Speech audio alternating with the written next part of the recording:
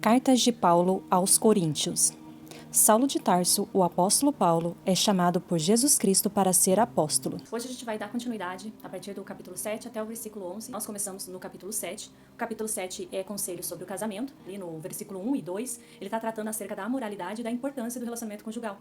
E que isso agrada a Deus. No versículo 3 ao 6, ele fala sobre o dever mútuo entre marido e esposa, inclusive na vida íntima, com equilíbrio e consenso. Dentro do relacionamento, do casamento, existem duas pessoas que elas têm deveres. Elas não têm direito, elas têm deveres dentro da relação.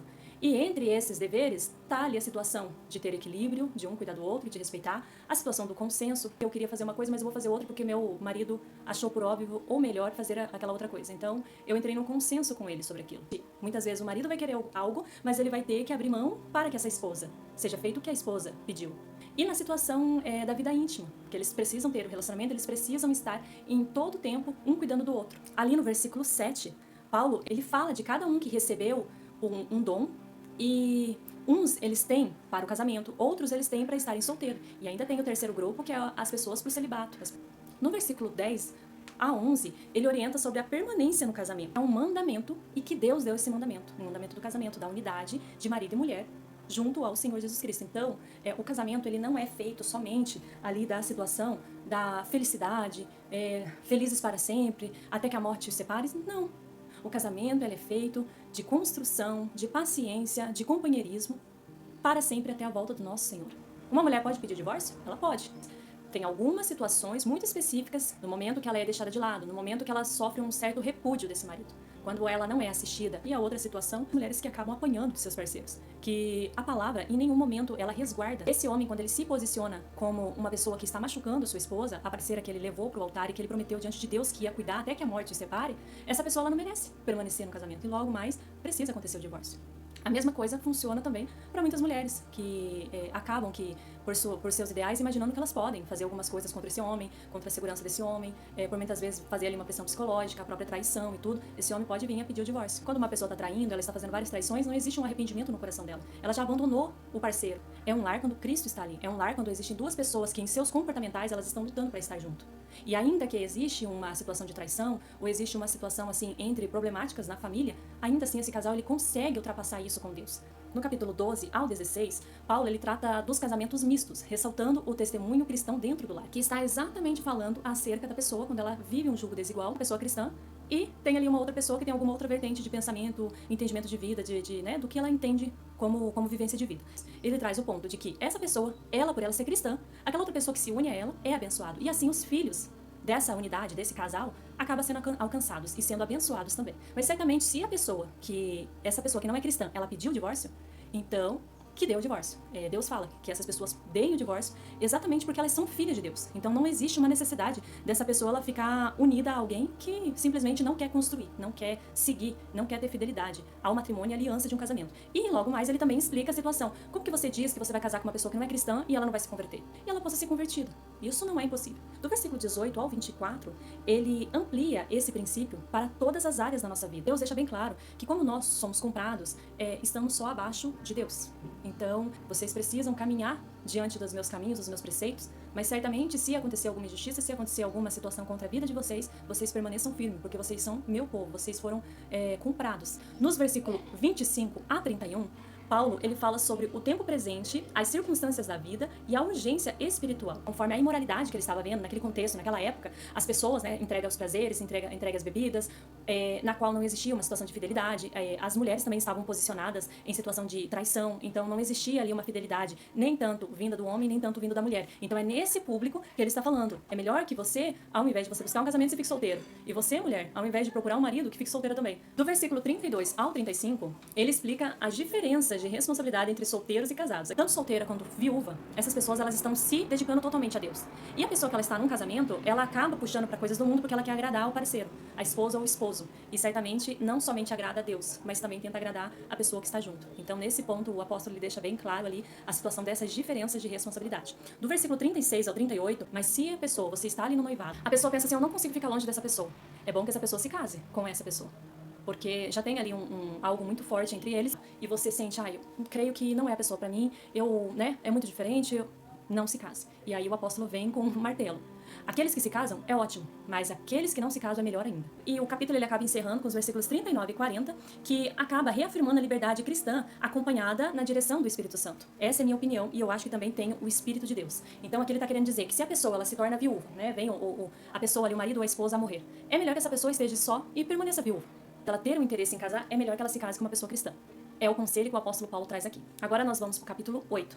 Do versículo 1 ao 13, Paulo ele inicia o capítulo falando sobre o conhecimento e amor. Ele está tentando trazer também o discernimento espiritual, pois se alguém ele abdica de alguma coisa por um entendimento teológico, ele precisa também ter uma situação de discernimento espiritual. Se ele está adequando aquilo como uma disciplina espiritual, se ele está tratando ele pessoalmente por dentro, isso entre ele e Deus, ou ele está fazendo isso para exaltação própria, para ele se sentir mais espiritual, ele está impondo isso para os outros para ele ter uma certa diferenciação. E Judas ele tinha um orgulho espiritual. O orgulho espiritual ele está exatamente enraizado no posicionamento que você tem de fazer algo para Deus, que olha só como que inverte a situação do caminho. É para Deus que você está fazendo, mas você quer uma vanglória própria. Você quer ali um espaço especial. Você quer fazer uma certa comparação. Tá vendo quanto isso é maligno? Tá. Nos versículos 2 e 3, ele mostra que conhecer o Senhor Deus é mais importante do que apenas saber coisas sobre Deus. No versículo 4 ao 6, Paulo ele afirma a soberania de um só Deus e um só Senhor. No versículo 7 e 8, ele reconhece que nem todos possuem a mesma maturidade espiritual. No versículo 9, Paulo ele alerta sobre a liberdade que pode tornar tropeço. Existem pessoas que são fracas, existem pessoas que caem pela boca, que elas não aguentam a situação da glutonaria, a situação da bebedice, como uma responsabilidade de todo cristão. Eu não devo fazer com que outras pessoas caiam na fé. Então, certamente, você vai abdicar daquele alimento, você vai parar de... E está falando, querendo ou não, de um domínio próprio. Mas, lógico que nem todas as pessoas têm, mas a partir do momento que você tomar consciência, tomar importância do quanto isso é necessário você fazer na prática, aquilo não vai acabar com o teu mundo. Você vai tomar uma decisão e você vai ajudar um irmão na fé a caminhar e continuar firme. Versículo 10 ao 11, ele explica como isso acontece na prática. Você tendo conhecimento que aquele alimento é entregue ao ídolo, e você, por exemplo, leva uma pessoa, um colega, é um novo convertido, a pessoa está com alguma dificuldade, algumas dúvidas, ela vai ali e come aquele alimento. Você vai estar fazendo aquela pessoa se perder. Aqui o apóstolo está sendo bem claro e ele está dando a sugestão, inclusive, ele está afirmando. Você vai fazer essa pessoa se perder. Então, nós precisamos tomar muito cuidado. E ele encerra o capítulo, né, no versículo 13, declarando sua disposição de renunciar por amor. Então, aqui é um ponto focal muito importante que todos nós cristãos temos que ter. Por total entrega a Deus e obediência à palavra e amor ao próximo. Começa o capítulo 11 falando sobre as mulheres na igreja. O apóstolo Paulo ele inicia o capítulo 1 convidando as pessoas a imitar ele, que acaba imitando o Senhor Jesus Cristo. No versículo 2, ele elogia a igreja por guardar os ensinamentos, porque ele tem falado ali para a igreja e as pessoas têm escutado o que ele tem dito. No versículo 3, logo, Paulo ele fala sobre o princípio da autoridade espiritual. A passagem ela vem dizendo acerca da situação entre homem e mulher, a autoridade espiritual, ali falando sobre a ordem, a honra e os princípios culturais no culto. Então, a partir do momento que a pessoa ela vai tanto orar, quanto também vai ali falar da palavra de Deus durante a adoração, esse momento específico, o homem ele não precisa tampar a cabeça, porque seria uma desonra contra Cristo. Agora, a situação da mulher está na mesma situação. Ela precisa honrar o seu marido cobrindo a cabeça. E nesse contexto aqui cultural, o apóstolo Paulo está trazendo, porque as sacerdotisas, as mulheres que adoravam ali a Afrodite, a deusa da fertilidade, elas eram totalmente imorais, elas eram identificadas por serem carecas. Então, aqui nesse ponto, o apóstolo Paulo fala que essa mulher, se ela for orar dentro da igreja, ou ela for durante a adoração levar a palavra de Deus, ela precisa cobrir a sua cabeça em honra ao marido e glória de Deus. Então, certamente ela reconhece a autoridade do marido sobre a vida dela e também honra a Deus, né, seguindo essa autoridade que se tem. Então, aqui o apóstolo Paulo ele também vem explicando um pouco mais o porquê que existe essa situação. Igual ele falou ali, se não puder, né, cobrir a cabeça, que coloque um lenço, mas cubra a cabeça. Então, hoje até na cultura judaica ainda existe mulheres que cobrem as suas cabeças, né, são casadas e tudo. Então, é uma forma cultural, bíblica e que segue até o dia de hoje. E aqui a gente precisa entender que o apóstolo Paulo ele traz totalmente a explicação, que para o homem e a mulher, um não é independente do outro. Então a gente vai passar ali para o 17 e ao 20, em que Paulo ele corrige os abusos e também as divisões nas reuniões da igreja, que impõem tipo de divisão dentro da igreja, elas não vão receber nenhum elogio, assim como o apóstolo traz aqui. E ele também fala, olha, vocês se aceleram e comem rápido, vocês estão comendo a ceia do Senhor, vocês estão comendo as coisas dentro da casa de Deus, como se vocês estivessem com glutonaria, quando vocês estivessem aí desesperados, cadê o domínio próprio de vocês? E logo mais ele também fala acerca de pessoas que, imagine, ficando bêbada dentro da igreja, então tá tomando ali um vinho, tá se embebedando, ao ponto de ficar bêbada. E cadê a situação da reverência a Deus, a casa do Senhor. Por que vocês estão fazendo isso dentro da casa do Senhor? Aí no versículo do 23 ao 25, ele relembra da instituição da ceia do Senhor. Ele está falando o quanto vocês têm cuidado de fazer isso em memória de Cristo, agindo em total discordância, agindo dessa forma feia que vocês estão fazendo, tanto na golosice quanto na bebedice, e se desfazendo e ignorando o fato que é a casa do Senhor. E ali no versículo do 27 ao 29, ele fala e adverte sobre participar de forma indignamente. Consecutivamente, quando a pessoa ela tem consciência dos seus pecados, é correto que ela não beba, ela não coma e não beba.